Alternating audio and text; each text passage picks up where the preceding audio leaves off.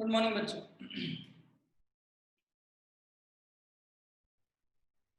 तो हम लोग पहले डीपी पे डिस्कस करते हैं। डीपी जो थी उसमें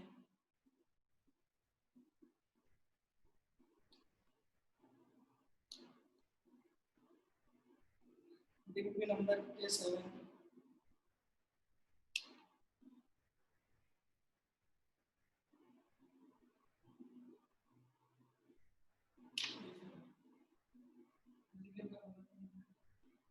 11.2 liter of a gas at STP weighs 14 gram. The gas would be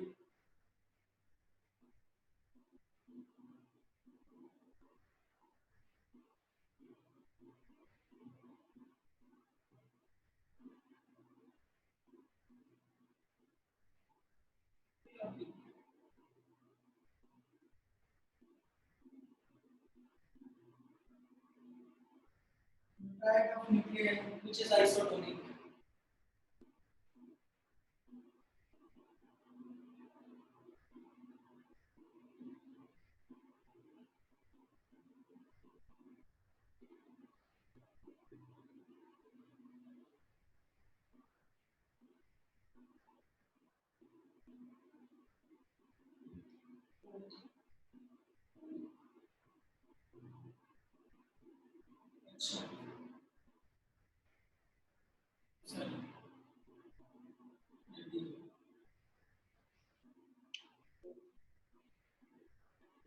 और बता रहा हूँ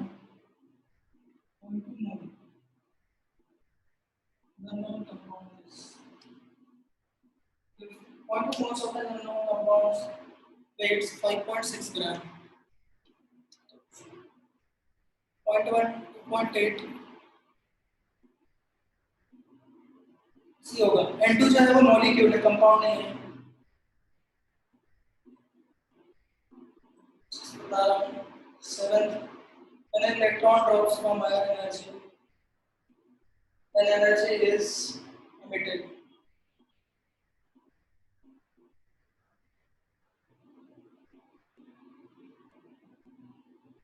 Seven times the Wolf radius. Weight का क्या आंसर आया बताइए?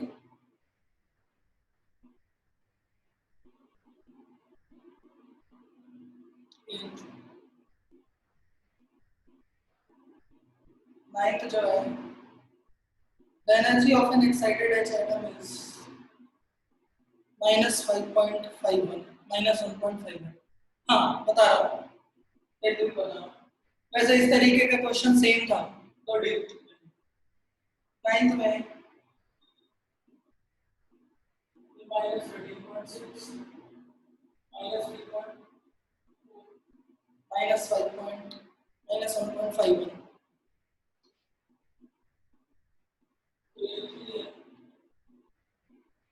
H upon 2 pi.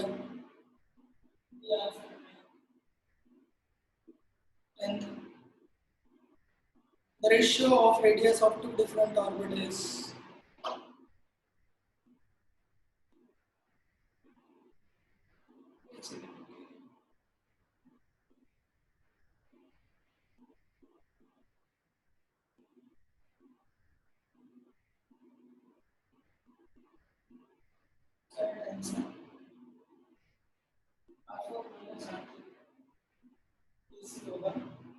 और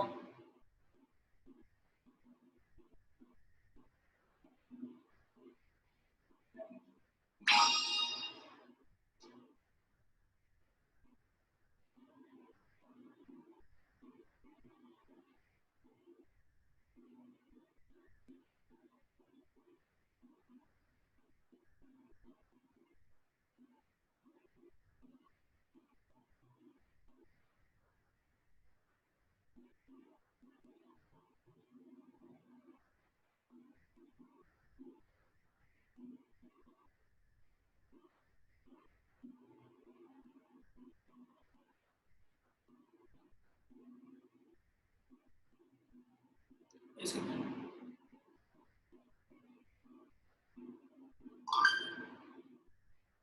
बता 11 जिसको जिसको डाउट है पूछ लेना। 11 इनमें से आगे की कोई डाउट हो तो वो पूछेगा अभी, हुए होंगे या ना हो। क्वेश्चन नंबर 1 हो गया। क्वेश्चन नंबर 1 किसी को डाउट है?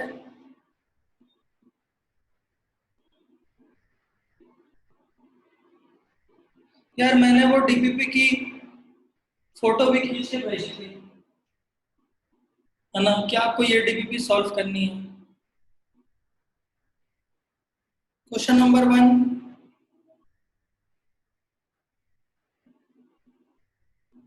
Question number 2, question number 2 isotonic. Question number 2 same number of neutrons. Isotonic means species having same number of neutrons, species having same number of neutrons, ठीक है ना? 614, 715, F 917। नंबर ऑफ न्यूट्रॉन्स क्या होगा? 14 minus 6 equal to 8। Number of neutrons क्या होता है? 14 क्या है? Mass number. 6 क्या है? Atomic number. माइनस करेंगे और 15 minus 7 equal to 8। 17 minus 9 equal to 8। Number of neutrons same है तो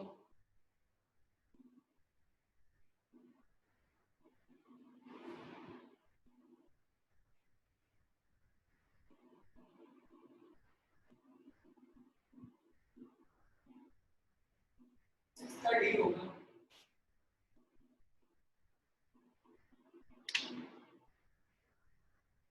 सेकंड के बाद थर्ड हो गया।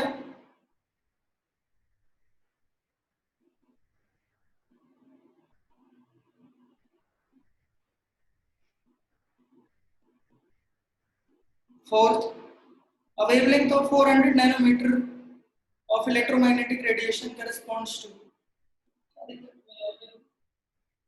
क्वेश्चन नंबर 4 इससे पूछना है। फ्रीक्वेंसी कोई भी दो चीज देख लीजिए। c equals to nu lambda. c की वैल्यू कितनी? 3 into 10 raised to the power 8।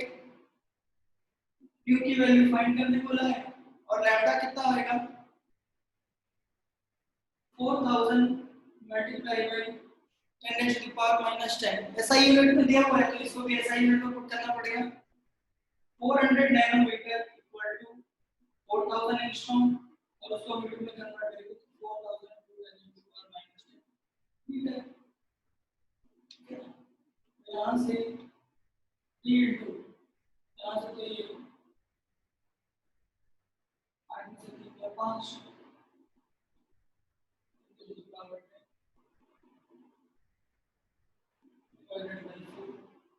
Equal to new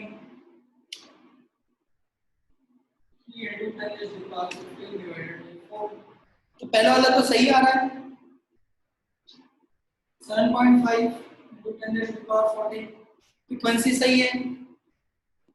wave number क्या होगा?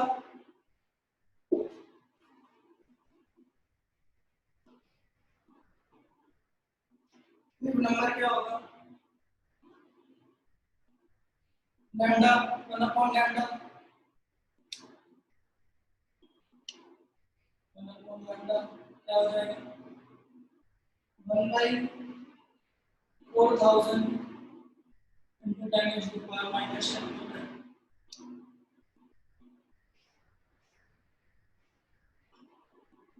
तो सही आ रहा है। तो फोर्थ का तो डी आ रहा है। फोर्थ का डी होगा। सिंपल है।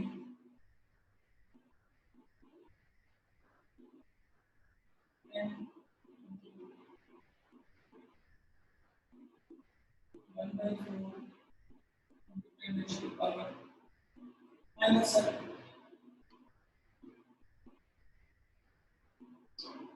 4 नहीं मिल पाया।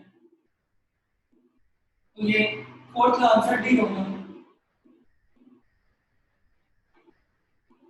हाँ आ रहे हैं, 15 तक आ रहे हैं। पांचवा हो गया। इसमें ध्यान दीजिएगा, अननोन कंपाउंड बोला है, अननोन मॉलिक्यूल नहीं बोला है। अननोन मॉलिक्यूल नहीं बोला है, ठीक है ना। मॉलिक्यूल बोला होता तब हम लोग N2 लिखते। यहाँ पे कंपाउंड बोला है, CO जो है वो कंपाउंड है, N2 जो है वो मॉलिक्यूल है। इसमें कंपाउंड पूछा है स्पेशली।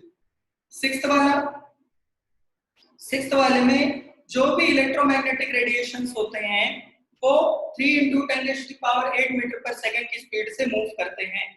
सारे के सारे जो वेव्स होते हैं, सारे के सारे इलेक्ट्रोमैग्नेटिक रेडिएशन होते हैं, वो 3 × 10⁸ लाइट की स्पीड से मूव करते हैं। क्वेश्चन नंबर 7, ये तो डाउट नहीं होगा।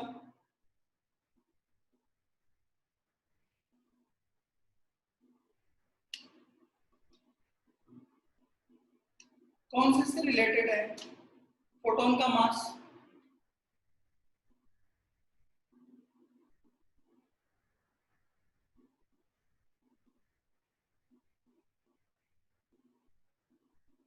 तो इसलिए तो आंसर CO है यार, इसलिए तो आंसर CO है। CO भी तो कार्बन, CO कंपाउंड है, मॉलिक्यूल नहीं है। इसमें कंपाउंड पूछा हुआ है। N2 एलिमेंट है, N2 एलिमेंट है और CO कंपाउंड है।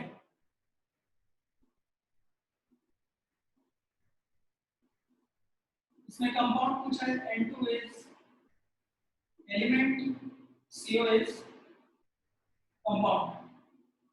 मॉलिक्यूल जो है वो होंगे दोनों।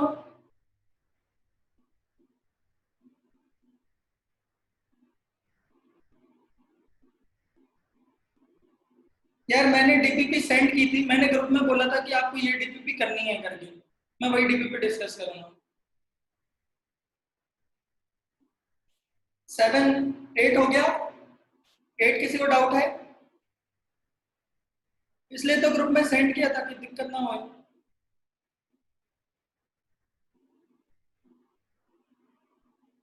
8 doubt. In certain electronic transition in the hydrogen atom from initial state time, ये सेम क्वेश्चन डीपीपी में था, सेम क्वेश्चन डीपीपी में था पिछले, अभी नहीं करते हो यार। 0.529 Ni square by Z minus 0.529 Nf square by Z। First board radius 0.529 ये होगा। इसका 7 टाइम्स बोले, 7 टाइम्स रख दीजिए, 0.529 कैंसिल हो जाएगा, ये Z ये भी कैंसिल हो जाएगा। Ni square minus Nf square equal to 7। जो ऑप्शन दिया हुआ है उसमें से देखिए कि किससे वैल्यू 7 आ रही है। तो ये 4 square minus 3 square equal to 7 होता है। तो Ni इक्वल टू 4 और Nf equal to 3। Question number 9 simple है। The energy of an excited H atom is minus 1.51 electron volt. Angular momentum of electron in the given orbit is। Question number 10 doubt होगा बहुत लोगों को।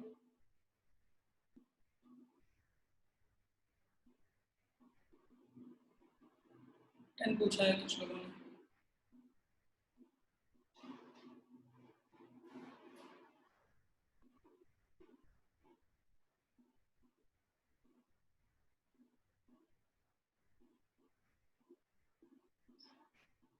देखिए, the ratio of radius of different orbits in a hydrogen atom is 4/9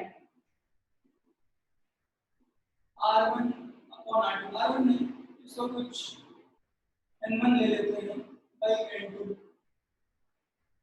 0.529 N1 square by Z 0.529 N2 square by Z equal to 4/9। ये cancel हो जाएगा, ये cancel हो जाएगा। n1 square by n2 square equal to 4/9, n1 by n2 equal to 2/3। Frequency of revolution of electron in this orbits. ठीक है, time period का उल्टा होता है फ्रीक्वेंसी, टाइम पीरियड का उल्टा होता है फ्रीक्वेंसी। टाइम रिक्वायर्ड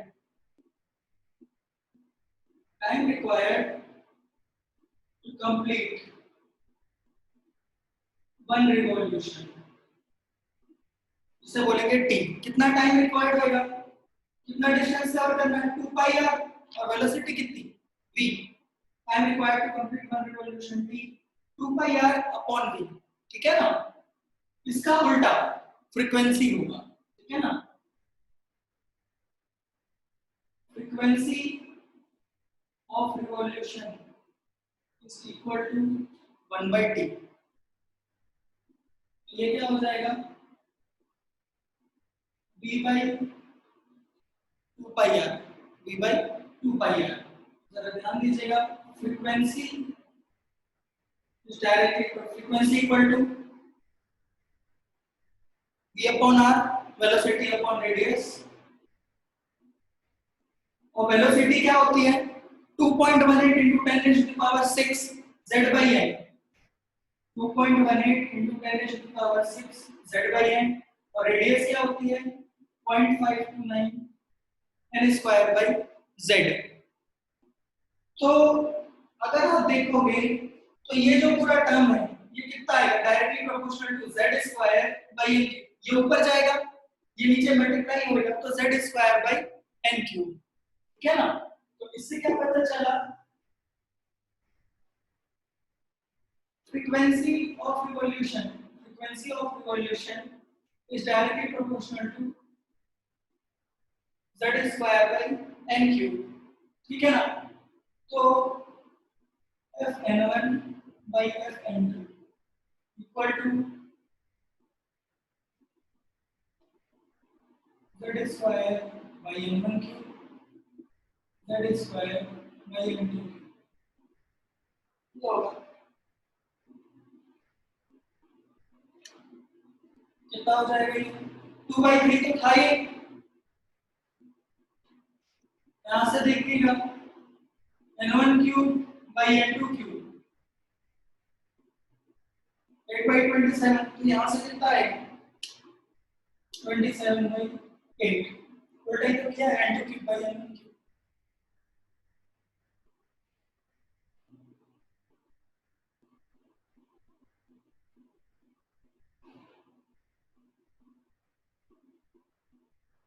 मैंने ग्रुप में डीपीपी भेजी थी आपको, इमेज सेंड करके, की वाली डीपीपी सॉल्व करना करके।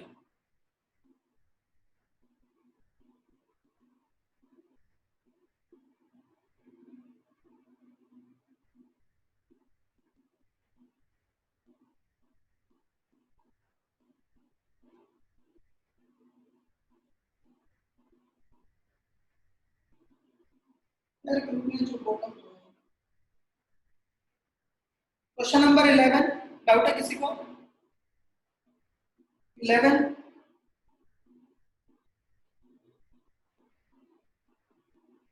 12 सिंपल है, 13 अच्छा क्वेश्चन। 13 कितने लोगों से हो गया,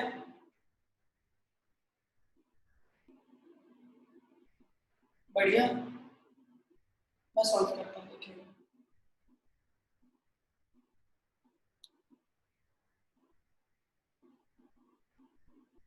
The weight of mixture is 22 ग्राम। ये नोट कर लिया हो क्या,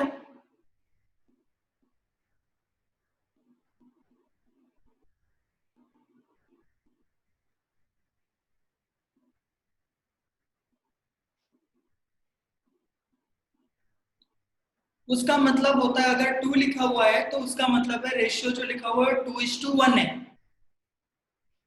अगर 8 लिखा हुआ है तो उसका मतलब होता है कि 8:1 है।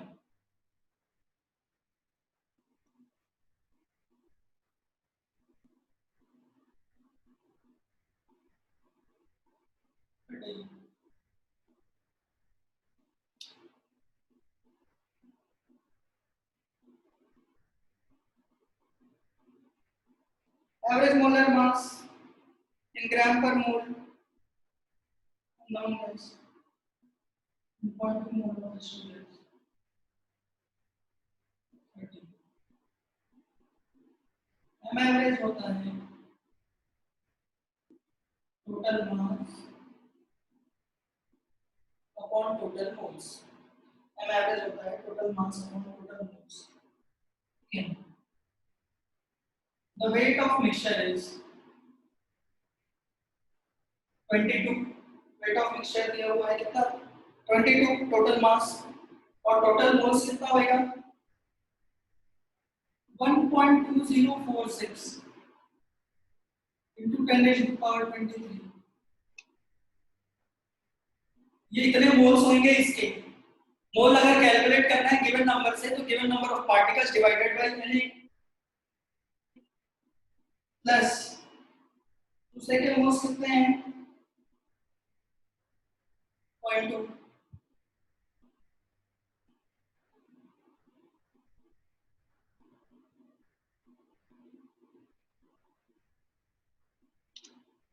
22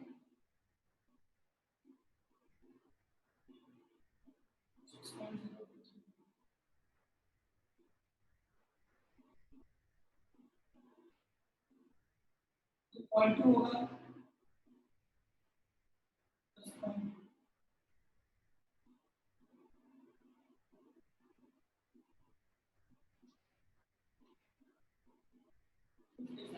कितने लोगों का सही था 55 आएगा इसका आंसर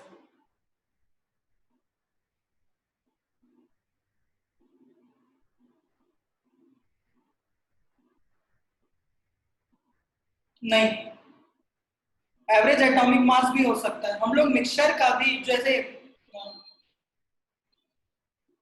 Cl35 Cl37 ये जो मिक्सचर है इसका मॉलिक्यूलर मास नहीं होगा इसका एटॉमिक मास ही होगा क्योंकि इसमें एटम है मोलर मास मतलब एक मोल का मास और मॉलिक्यूलर मास मतलब मॉलिक्यूल रहना चाहिए सर इसमें तो सिर्फ एटम है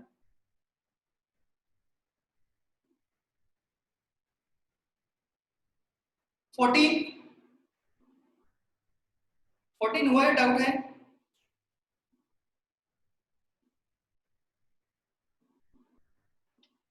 14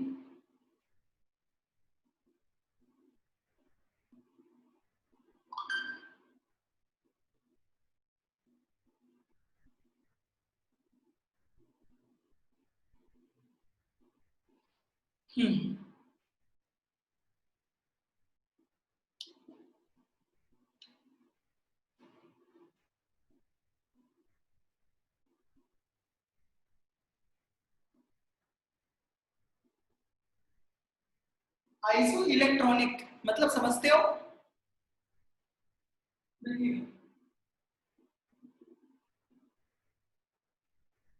iso electronic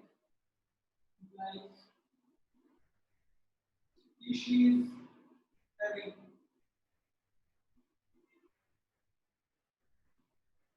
same number of electrons ठीक है ना जैसे कि हो गया Na plus Mg2 plus A plus 3 इन तीनों के पास 10 इलेक्ट्रॉन नियॉन ये सब जो है इनके पास 10 इलेक्ट्रॉन है with N2O and has Z plus 1 neutron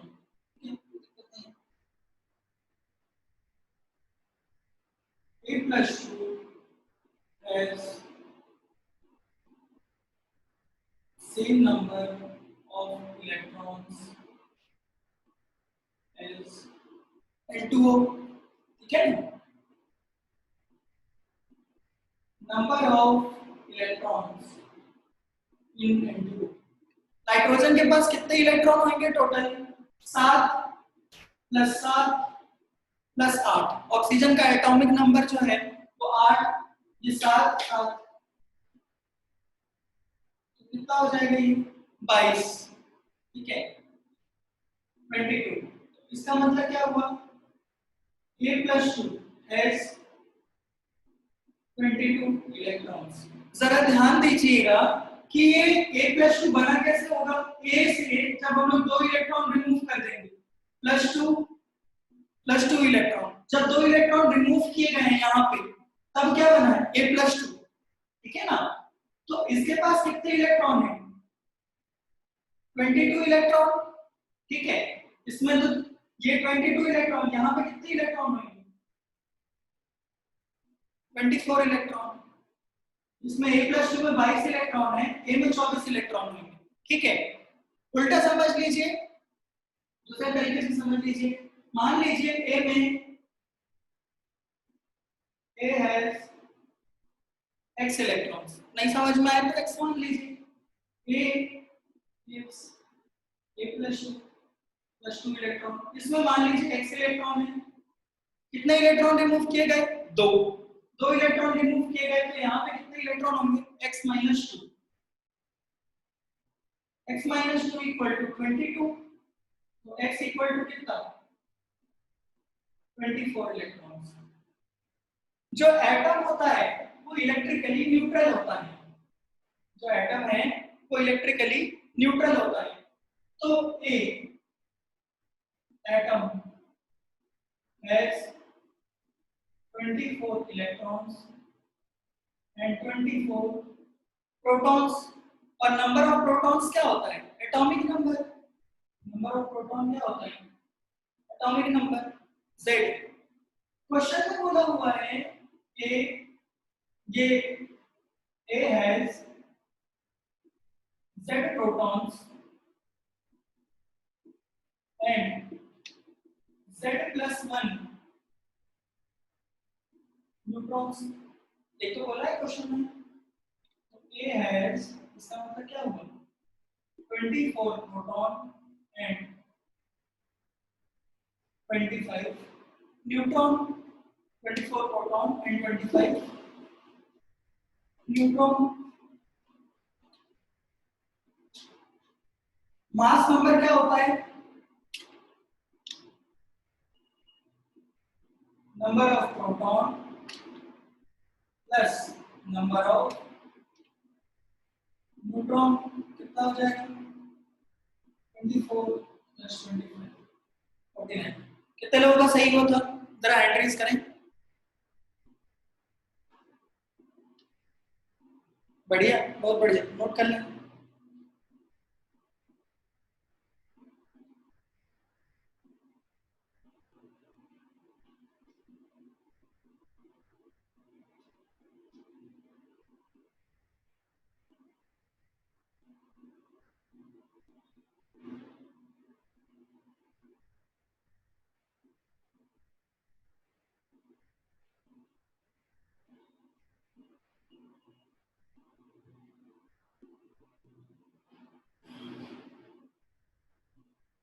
note कर लो भाई।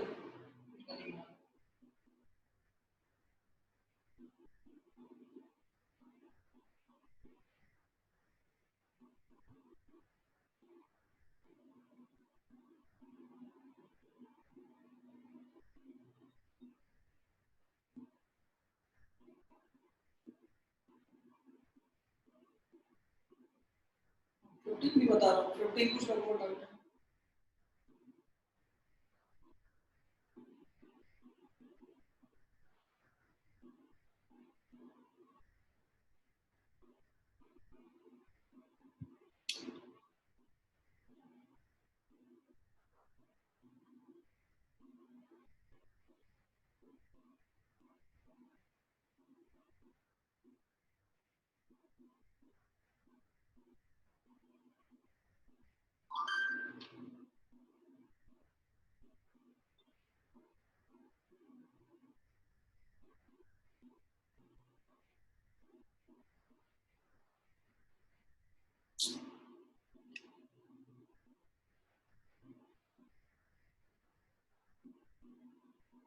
फिफ्टीन तो बहुत सिंपल है, बता देता हूँ मैं।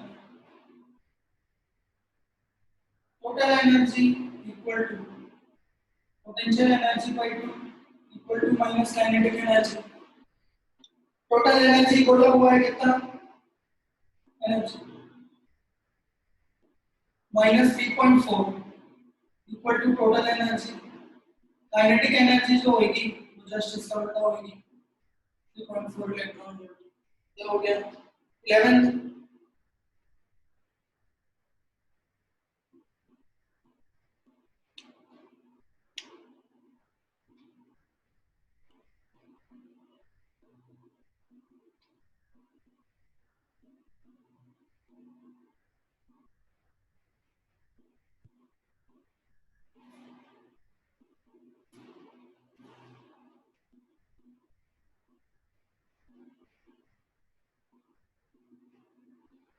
11th वाला भी किसी ने पूछा है। 4 times the radius of 0.529 n square by z, radius of second orbit. ठीक है, इसमें बोला है कि ऐसा ऑर्बिट जिसकी रेडियस हो 4 टाइम्स, तो इसका 4 टाइम्स करना पड़ेगा 4 इंटू 0.529 2 स्क्वायर बाई 1। ये कितना लिखा हुआ है, कुछ आर मान लीजिए।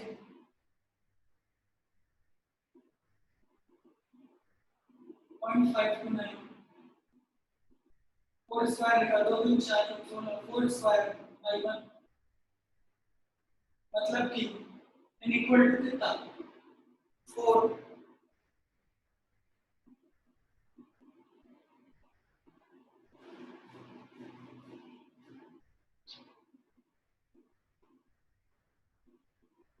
तो इसका आंसर होएगा, यहाँ से हम लोग ऐसे करके अगर बढ़ेंगे -13.6 -3.4 -1.51 -0.85, तो पॉजिटिव में 0.85 आंसर है। ठीक है ना। डीबीपी 8 नेक्स्ट क्लास में डिस्कस होगी। अभी हम लोग आईयूपीएसी के जो डिस्कशन है वो खत्म करते हैं।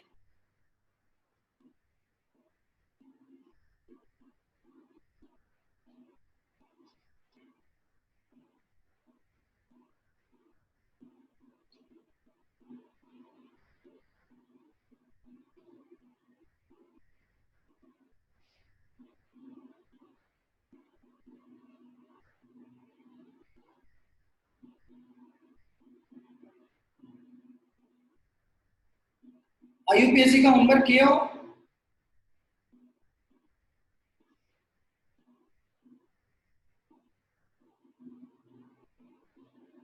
आईयूपीएसी डिस्कस करते हैं।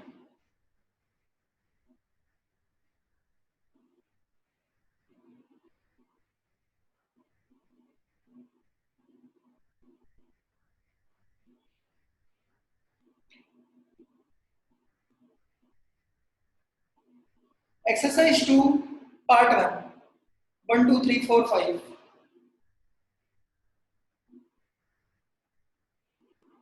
कितने लोगों ने होमवर्क किया है?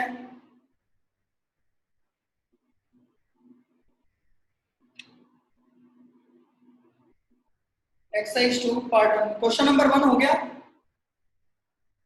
1 हो गया, 2 हो गया। आईयूपीएसी की डीपीपी नहीं थी, फिजिकल की थी। Question number 2 second question.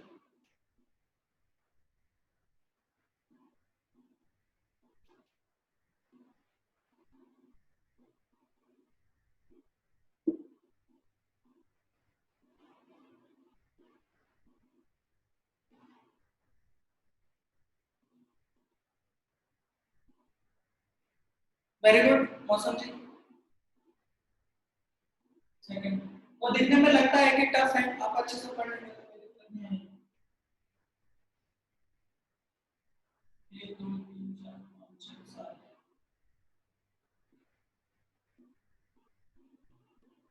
वो ऐसा प्रोफाइल 4 5 2 4 5। हाँ तो वो अभी डिस्कस नहीं कर रहा हूँ, करूंगा मैं। डीपीपी में पूरा टाइम चला जाएगा। यहाँ पे अब इसमें क्या दिक्कत हो रही है यार, नंबर काउंट करना है 1 degree 1 degree 1 degree 1 degree.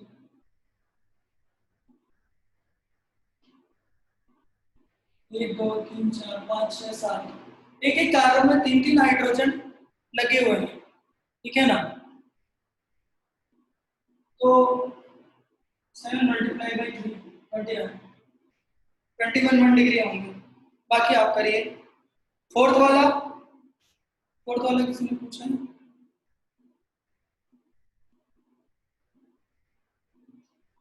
Fourth वाला,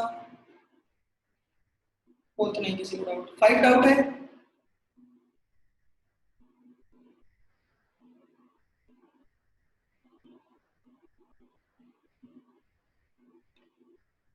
फोर्थ और किसी को डाउट है? सिर्फ एक ही बच्चे को डाउट है, बाकी सभी का हो गया फोर्थ।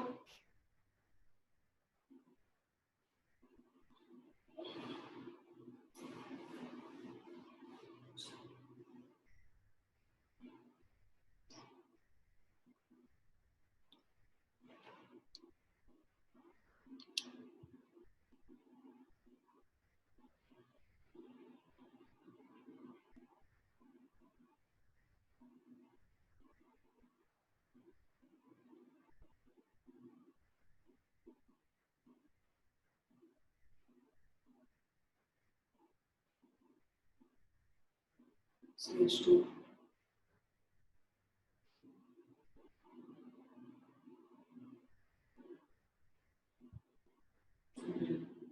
CH3,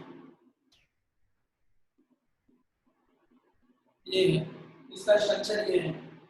कार्बन की वैलेंसी 4 होती है, वो देख के बनाना है स्ट्रक्चर।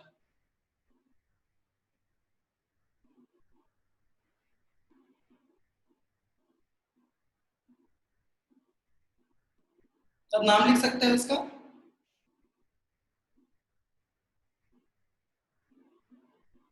फंक्शनल ग्रुप की प्रायोरिटी डबल बॉन्ड से ज्यादा होती है। क्वेश्चन नंबर 5 हो गया। और कौन सा था इसमें? पार्ट 2 में पहला दूसरा, फर्स्ट सेकंड हो गया।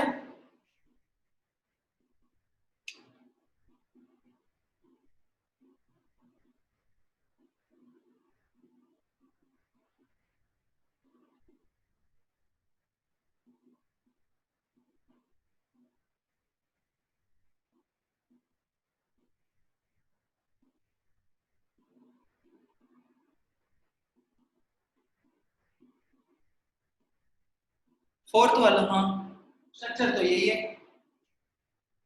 CH3। एक सेकंड, 1 2 3 4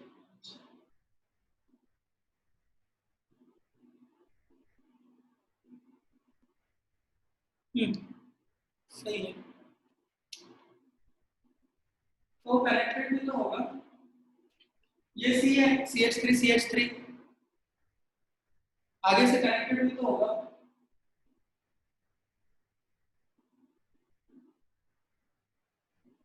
एक बार वो देखिएगा।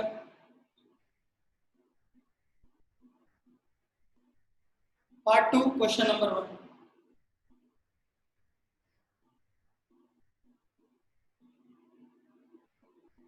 Question number 1. A hydrocarbon R has 6-membered ring in which there is no unsaturation.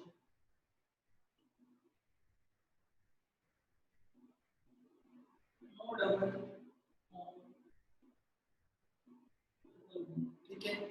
Two alkyl groups are attached to ring adjacent to each other. 6-membered ring बोला है, 6-membered ring बना दीजिए, ठीक है ना। Two alkyl groups are attached to ring adjacent to each other. Alkyl group मान लीजिए first और सेकंड पोजीशन में लगाया। One group has 3 carbon with branching at first carbon atom of chain. तो ऐसे करके 3 कार्बन होने चाहिए। 3 कार्बन बोला है, 1 2 3, टोटल 3 कार्बन होने चाहिए branching at first carbon, branching at first carbon atom of chain and another has 4 carbon atom. इधर पे 4 कार्बन एटम वाले ब्रांच बनाने हैं अपने को, ठीक है ना। The larger alkyl group has main chain of 3 carbon atoms. 1 2 3 main chain of 3 carbon atoms of which second carbon is substituted।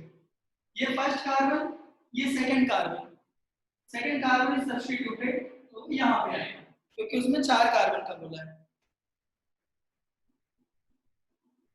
ठीक है। Number of 2 degree carbon in are,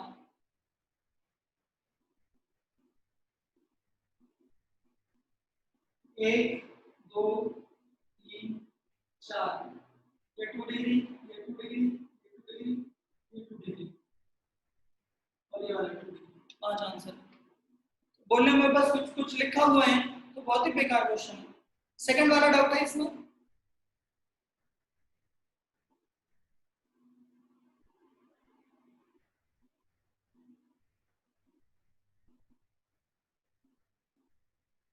चलिए ठीक है। उसके बाद क्या है, पार्ट 3 में 134 1 वाला हो गया। पार्ट 3 का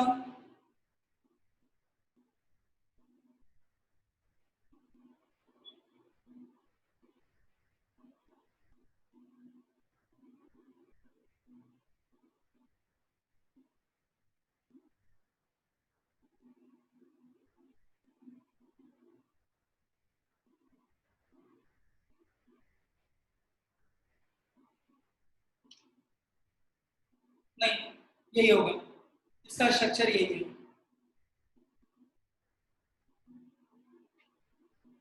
पार्ट 3 में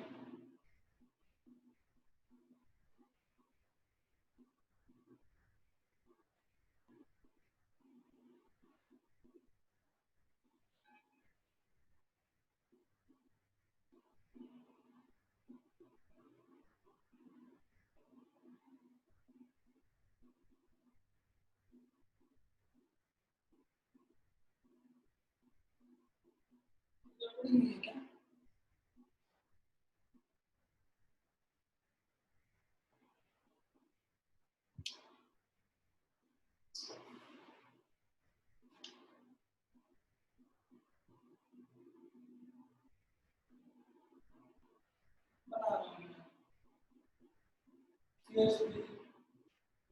CH3 CH2 CH3 CH2 CH CH CH3। अभी ठीक है, डबल बॉन्ड नहीं है, ये ठीक है। 1 2 3 4 5 6, ठीक है ना। ये है फोर्थ का स्ट्रक्चर, करेक्ट है। डबल बॉन्ड की जरूरत नहीं है, एक कार्बन एक्स्ट्रा हो गया। और कौन सा है, पार्ट 3 में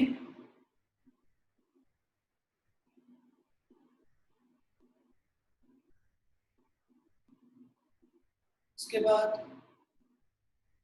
कौन सा है,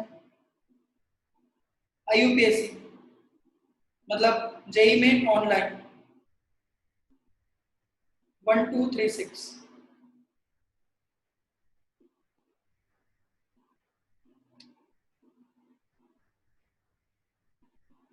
क्वेश्चन नंबर 1 हो गया इसका पार्ट।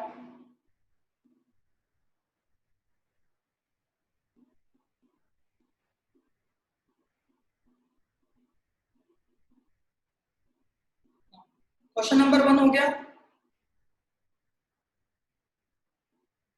क्वेश्चन नंबर 2,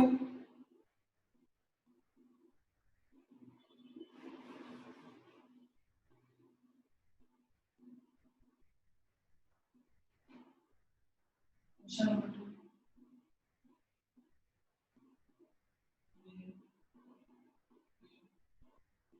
और ये डबल बॉन्ड जो है उसको कम से कम नंबर मिलना चाहिए। लॉन्गेस्ट चेन जो होगी इसको कंसिडर किया जाएगा तो 1 2 3 4 5 6 4 इथाइल 3 इथाइल X2E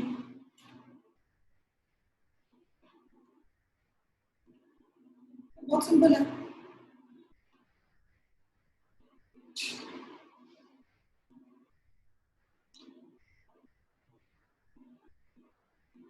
थर्ड वाला डाउट है?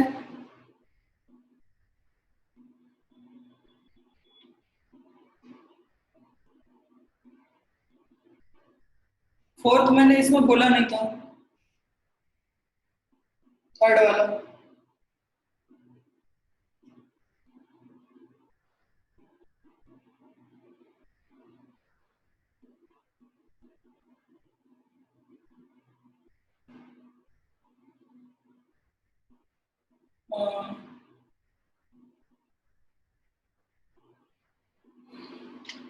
उसमें अलग से लिखा हुआ है यार, सही से देखा करो। Part 2 JEE main online, online capital लिखा हुआ है, आप ऑफलाइन में क्यों कर रहे हो?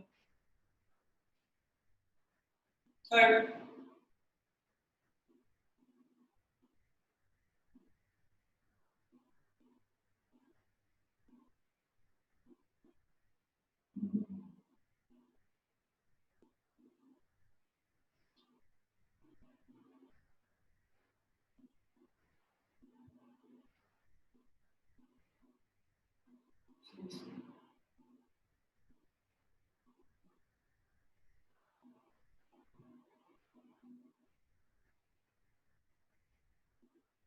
ये क्वेश्चन पूछेगा तो कैसे चलेगा जी?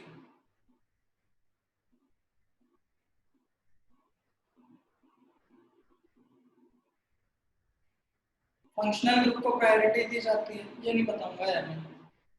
3 6 हुआ, 6 डाउट है इसमें।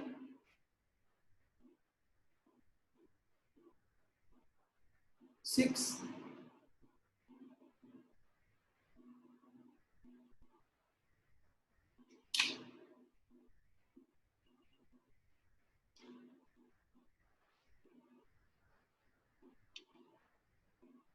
6 किसी को डाउट है?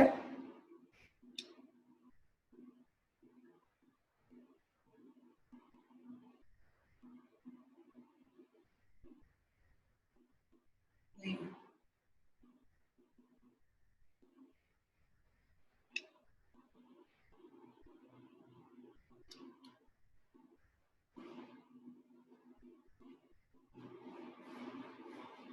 क्या दिक्कत हो रही है बेटा? क्या मौसम भी ऐसा कीजिए। 1 2 3 4 5 नाम लिख लीजिए आप। डबल बॉन्ड की प्रायोरिटी।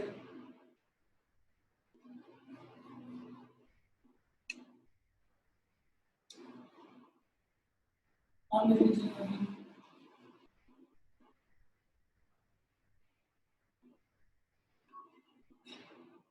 इसका 6 किसी को डाउट है?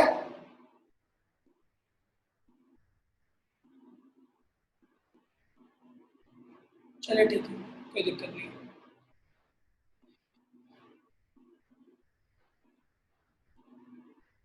या डबल बॉन्ड और ट्रिपल बॉन्ड? डबल बॉन्ड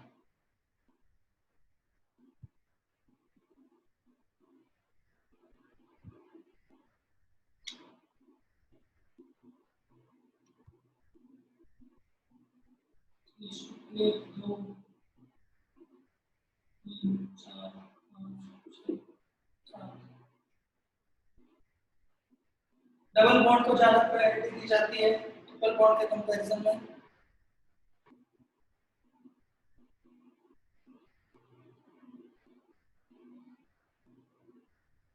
इसके बाद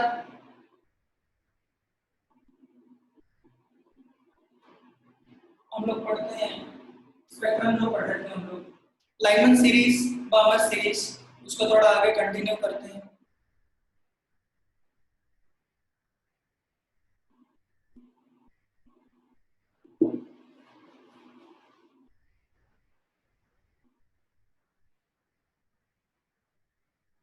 लास्ट क्लास हम लोग पढ़ रहे थे लाइमन सीरीज, बामर सीरीज। मैंने बताया था जैसे जैसे इलेक्ट्रॉन के जंप्स होते हैं उसके हिसाब से डिसाइड होता है कि कौन सी सीरीज में आएगा। जैसे कि मैंने पिछली क्लास में बोला था n equal to 1, n equal to 2, n equal to 3, n equal to 4, n equal to 5। एक फॉर्मूला हम लोगों ने लिखा था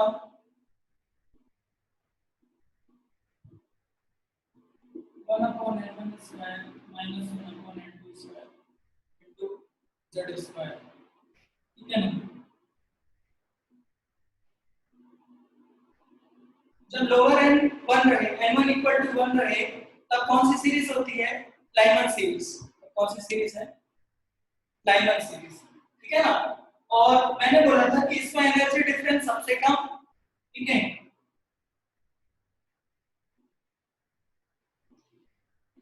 लोवेस्ट एनर्जी लॉन्गेस्ट वेवलेंथ। जितनी कम एनर्जी वेवलेंथ उतना ही ज्यादा। ठीक है, या इसको कह सकते हैं लोवेस्ट एनर्जी वाला जो है उसको कहा जाता है first line of Lyman series. First line of Lyman series. ठीक है ना? n equal to 2, n equal to 1, first line of Lyman series. ठीक है, n equal to 3 to n equal to 1 ये होगी second line of Lyman series. n equal to 4 to n equal to 1 third line of Lyman series. इस तरह से बताइए जो last line होएगा उसमें ट्रांजिशन कहां से कहां होएगा?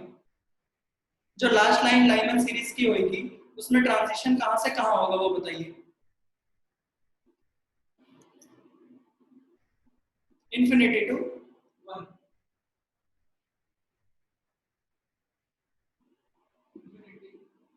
Equal to 1 last line of Lyman series. Last line of Lyman series. ठीक है ना? तो ध्यान रखिए ये एनर्जी डिफरेंस सबसे कम। ये डायग्राम अगर आपके ध्यान रहेगा तो ये ध्यान रखिएगा, ये first line energy difference maximum, तो ये क्या होएगा? Shortest wavelength. और इंफिनिटी जो बहुत दूर है, इंफिनिटी कितना चाहिए? इंफिनिटी से यहां एनर्जी डिफरेंस ज्यादा तो वेवलेंथ कम। लॉन्गेस्ट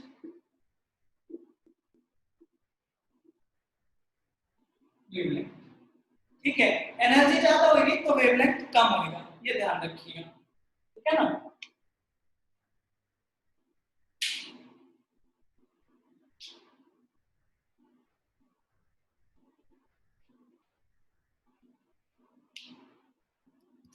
ये नोट कर लिए हो?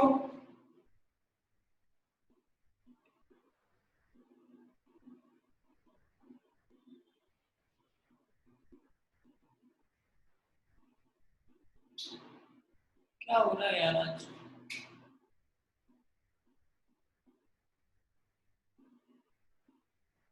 लॉन्गेस्ट वेवलेंथ और शॉर्टेस्ट वेवलेंथ। एनर्जी ज्यादा तो वेवलेंथ कम। यहाँ पे एनर्जी कम है, एनर्जी डिफरेंस कम है तो वेवलेंथ ज्यादा है। लॉन्गेस्ट वेवलेंथ और शॉर्टेस्ट वेवलेंथ नोट कर लीजिएगा ये।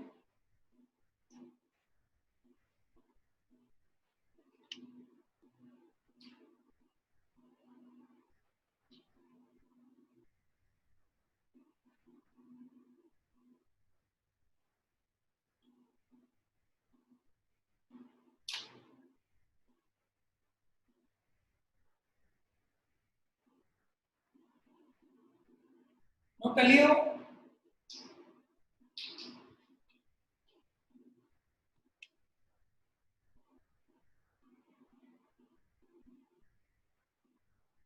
ये करेक्ट कर लीजिएगा ना, ये ध्यान रखिएगा, एनर्जी कम तो वेवलेंथ ज्यादा।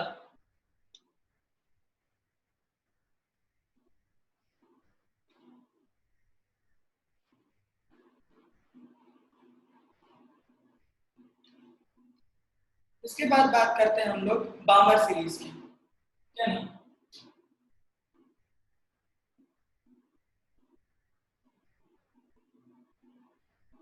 बामर सीरीज जरा ध्यान दीजिएगा,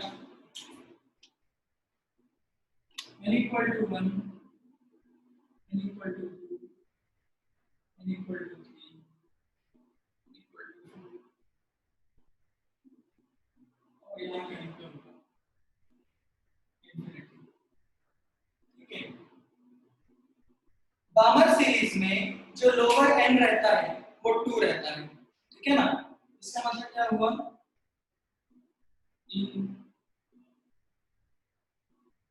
बामर series lower n is 2, that is electron make transition from any higher state to n equal to 2, ठीक है। ऐसे करके बहुत सारी लाइंस होंगी। बताइए first line of Balmer series क्या होनी चाहिए, first line of Balmer series में ट्रांजिशन कौन सा इन्वॉल्व होगा, first line of Balmer series, बिल्कुल n equal to 3 to n equal to 2, second line of Balmer series n equal to 4 to n equal to 2, third line of Balmer series n equal to 4, sorry, n equal to 5 to n equal to 2, ठीक है ना। Last line कहां से कहां लाई करनी चाहिए बताइए,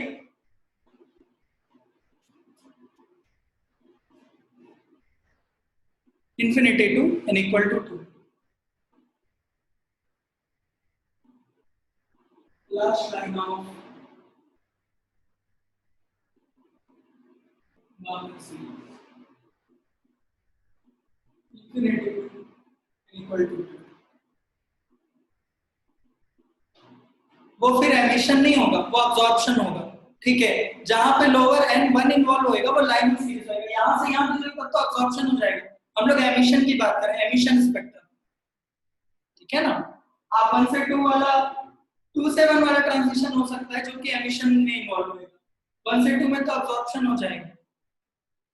last line of Balmer series infinity n equal to 2, तो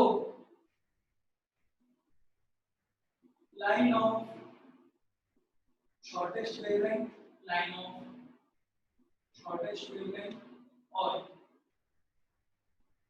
लाइन ऑफ लॉन्गेस्ट वेवलेंथ, बताइए कौन कौन सी होगी, शॉर्टेस्ट वेवलेंथ और लॉन्गेस्ट वेवलेंथ।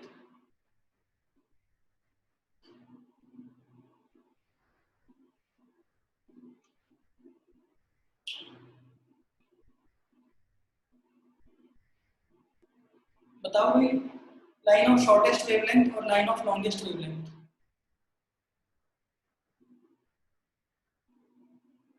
हाँ, शॉर्टेस्ट वेवलेंथ मतलब energy difference maximum, energy difference maximum ये होगा, ठीक है ना। तो infinity to n equal to 2, longest wavelength का क्या मतलब है, एनर्जी डिफरेंस मिनिमम, तो n equal to 3 to n equal to 2, एक पॉइंट। इसके बाद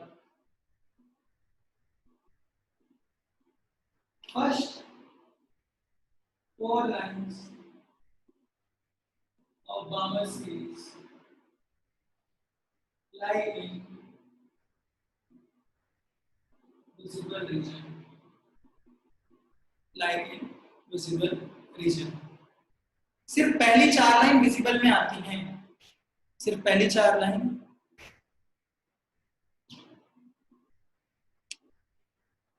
यार ये क्या बात होती है यार, इतनी सारी चीजें पढ़ाने के बाद। c equals to nu lambda, light की स्पीड फिक्स है, न्यू अगर ज्यादा होएगा तो लैम्डा कम होएगा।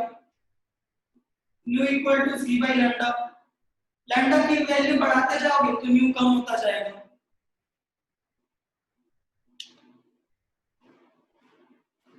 First 4 lines of Balmer series lie in visible region. जरा ये बताइए कि बाकी जो लाइंस हैं वो अल्ट्रावायलेट में आनी चाहिए या इंफ्रारेड में आनी चाहिए? ये हम लोग जानते हैं, मैंने बताया था विद्युत वायलेट के पहले वाला अल्ट्रावायलेट, रेड के बाद वाला इंफ्रारेड। तो उसके बाद वाला जो है वो किस में आना चाहिए? इंफ्रारेड में आना चाहिए या अल्ट्रावायलेट में आना चाहिए?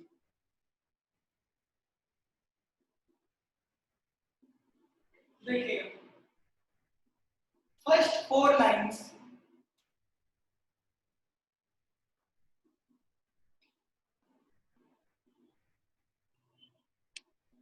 हाँ बिल्कुल सही, सही बोल रहे हो। देखिएगा इधर से इधर की तरफ मूव कर रहे हैं तो वेवलेंथ बढ़ रही है, वेवलेंथ इंक्रीजेस, ठीक है। अगर एनर्जी बढ़ेगी तो वेवलेंथ कम होगी, एनर्जी बढ़ेगी तो वेवलेंथ कम होगी, ठीक है। ये देखिएगा, ये मान लीजिए n इक्वल टू 6 से ये बना है, ये पहली 4 लाइन है 1 2 3 4, first 4 lines lie in visible reason. उसके बाद एनर्जी डिफरेंस और बढ़ रहा है, एनर्जी डिफरेंस और बढ़ेगा तो वेवलेंथ कम होगी, वेवलेंथ कम होगी तो वेवलेंथ कम होगी इस रीजन में आएगी, इस रीजन में कैसे चली जाएगी? यहाँ पर जो वेवलेंथ है, जो वेवलेंथ यहाँ पर है फिजिकल रीजन में ये 4 आ रहे हैं 1 2 3 4, फिर एनर्जी डिफरेंस बढ़ेगा, एनर्जी डिफरेंस बढ़ेगा तो वेवलेंथ क्या होनी चाहिए? कम होनी चाहिए, और वेवलेंथ कम होके विजिबल से कम होके अल्ट्रावायलेट में जाएगी, इंफ्रारेड में नहीं जा सकती, ठीक है ना। तो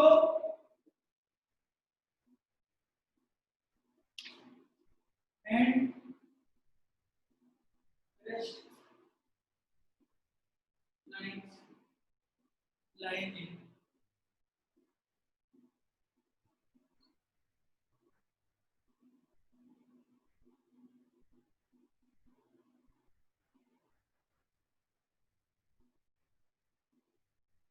अल्ट्रावायलेट रीजन। एनर्जी को अज्यूम करके भी कर सकते हैं, मतलब इस स्टेटमेंट का मतलब ध्यान रखिएगा अल्ट्रावायलेट में आ रहा है, इंफ्रारेड में नहीं आएगा, क्या ना।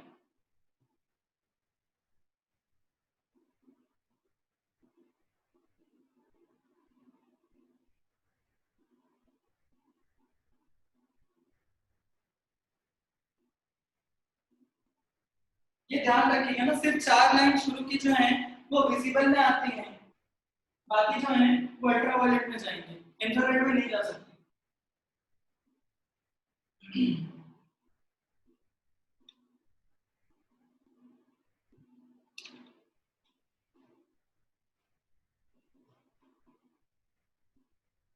अगर ये एनालिसिस समझ में आया है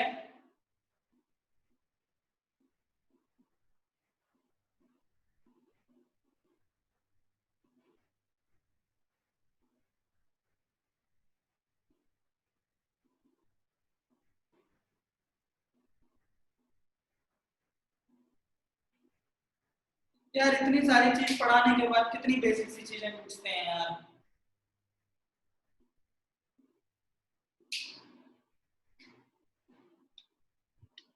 energy equal to hc by lambda.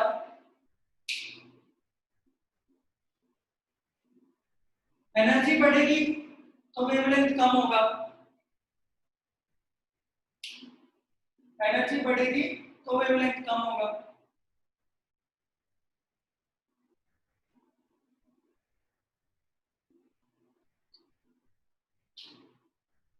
ये गलत बात है यार, थोड़ी सी प्रिपरेशन करके आया करो।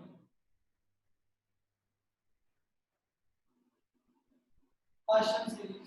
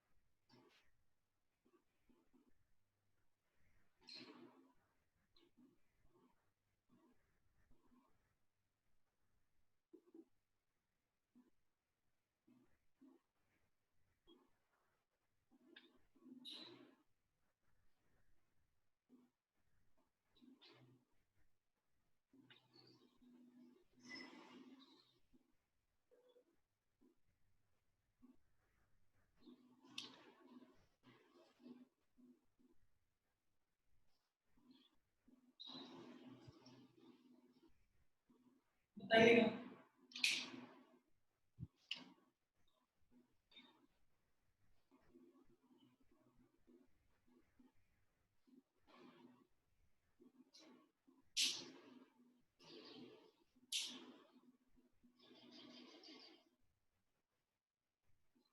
और थोड़े लोग आंसर दो।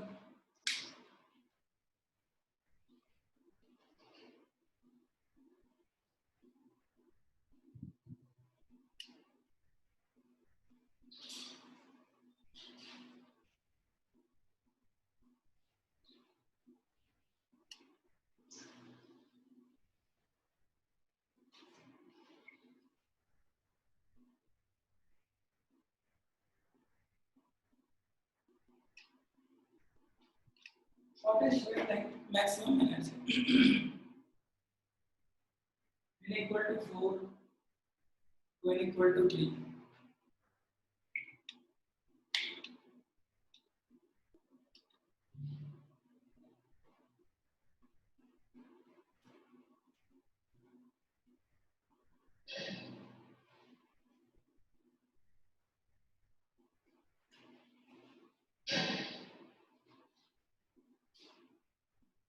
all lines of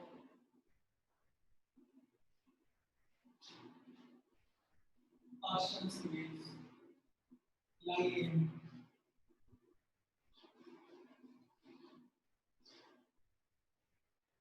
infrared region। ये सब इंफ्रारेड में लाइक करेंगे, ठीक है ना। तो नोट में एक पॉइंट ध्यान रखिएगा,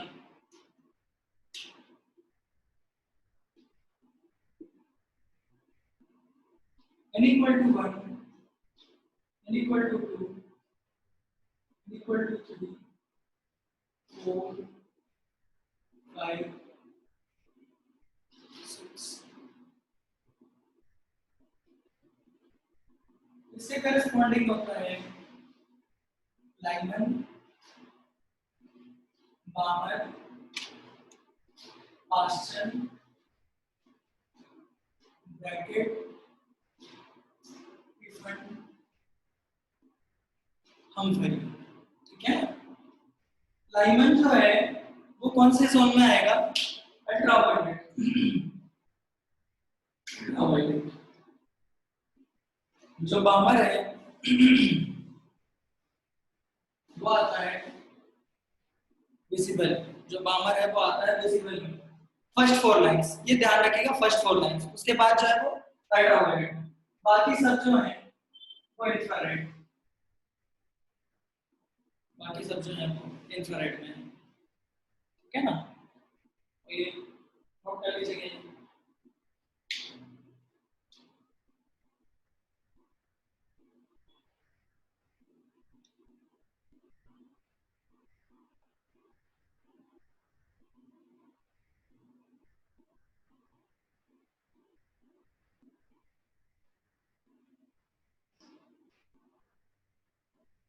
नोट कर लिया हो? हाँ, उसके बाद जो होंगे वो इंफ्रारेड होंगे।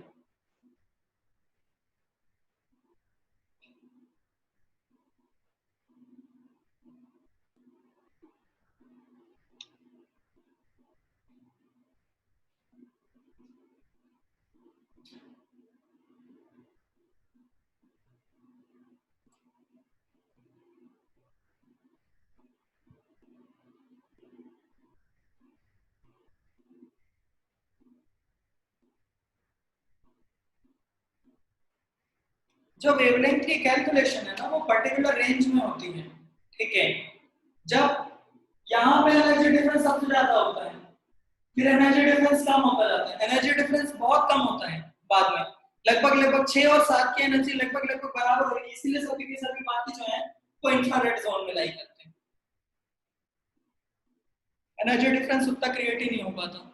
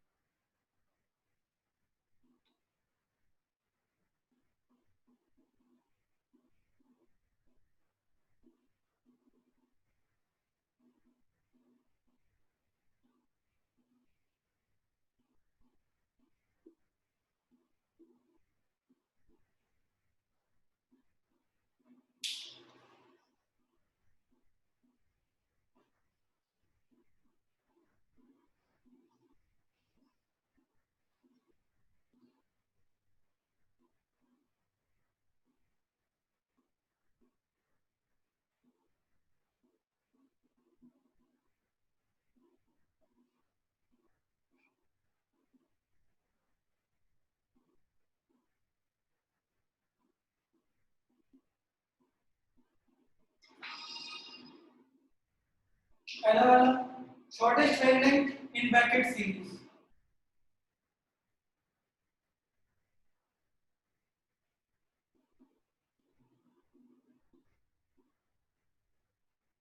शॉर्टेस्ट वेवलेंथ मतलब एनर्जी मैक्सिमम, तो infinity to n equal to 4, different series n equal to 6 to n equal to 5।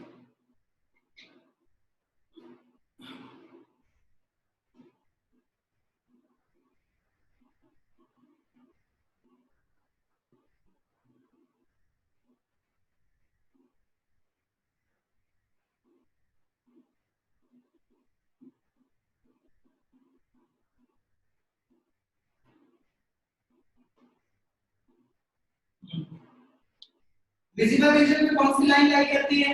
बामर series, बामर series की सेकंड लाइन बनानी है, n equal to 1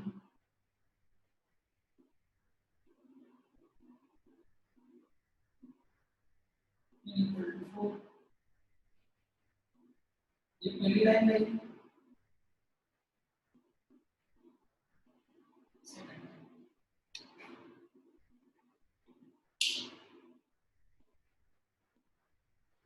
n3 मतलब क्या है?